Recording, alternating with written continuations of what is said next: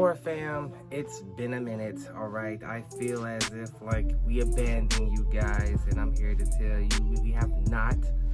It is me, Anthony here.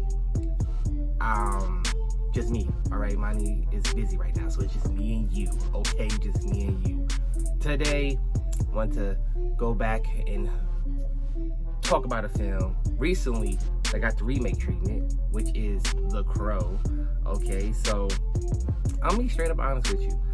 I heard of The Crow, all right? I heard of The Crow from the 90s, knew what it was about, Brandon Lee, everything, but I never saw it, you know? I know everything about it, but I never saw it. So took it upon myself to finally watch The Crow. And I can say personally from my first experience, I don't know how they're going to be able to top this, because I understand the outcry of everybody online, because I thought people was just being like, they can't get with the times, once we share something, we don't want to see nothing new, no remake, etc., etc. But watching this movie, it really opened my eyes, okay?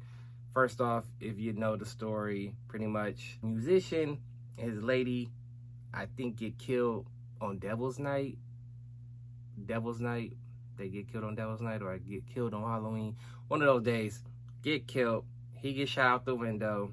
She gets pretty messed up. Let's just leave it at that. But if you know, you know. She gets messed up as well.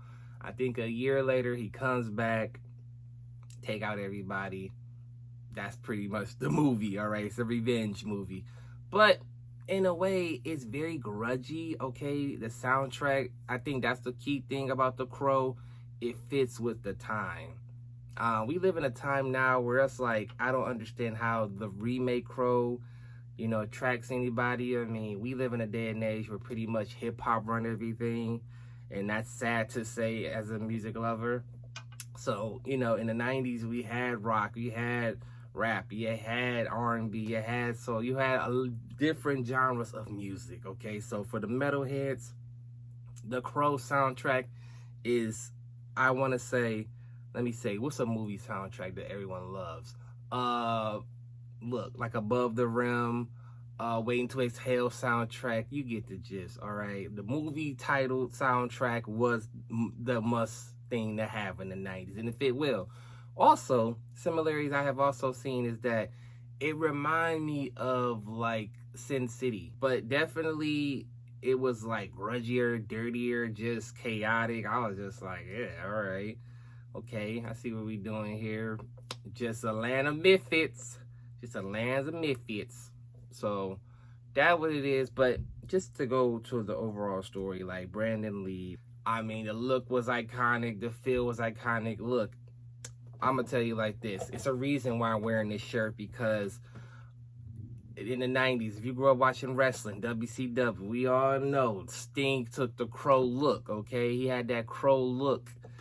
And that was his thing. That's the best thing. Crow Sting is the best one. So if tie into the 90s, ties in with this, because of the way Brandon Lee was looking, all right? He was very iconic. He was mysterious in the shadows, trench coat, face painted white, and everything. It was a cool look. It was a badass look. I'm not even gonna lie to you. It was very, very badass. So I give him that. As far as the movie overall, I mean, it's like I said, it's a revenge movie, but I didn't get the whole plot of like,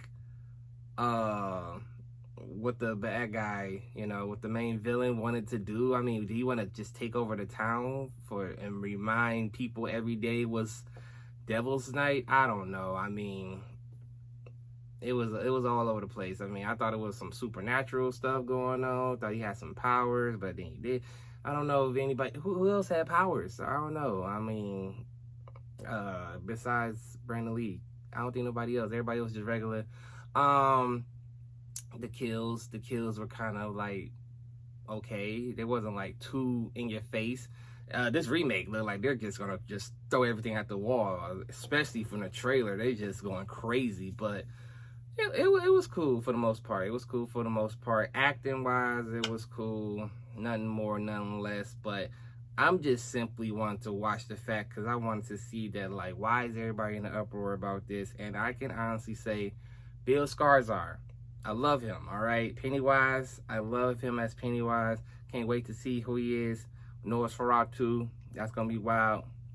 But The Crow, I mean, I'm going to see it. I'm going to see it because especially now that I've seen this one, the 90s one. I'm not going back to watch the others, so don't ask me, all right? I'm just wanting to watch the one because it's the same character in the remake. So that's what it is. So I wanted to do that. But no, it's going to be a hard top to follow. I mean, you know what I'm saying? Brandon Lee's role as the Crow, iconic, all right? And I just feel like Bill Skarsgård cannot top that. Like, amazing actor, but it's just that Brandon Lee, then that was his final role. You know, it's very iconic. It was the perfect movie for the perfect time. Okay, I feel like this remake of The Crow will come and go. You get what I'm saying? It will not be talked about. It'll probably be hot for a weekend, then sizzle out the next, and that's just how I see it. But hey, man, we'll see. Let me know what you think. I mean, are you going to see the remake? Can the remake even top the original in your mind? Is it a yes? Is it a hell no? Let me know in the comments, man, because I'm very intrigued on what you guys think. Because again, man, it's supposed to come out in June, got pushed back to August. It says Telltale. Maybe they feeling the pressure.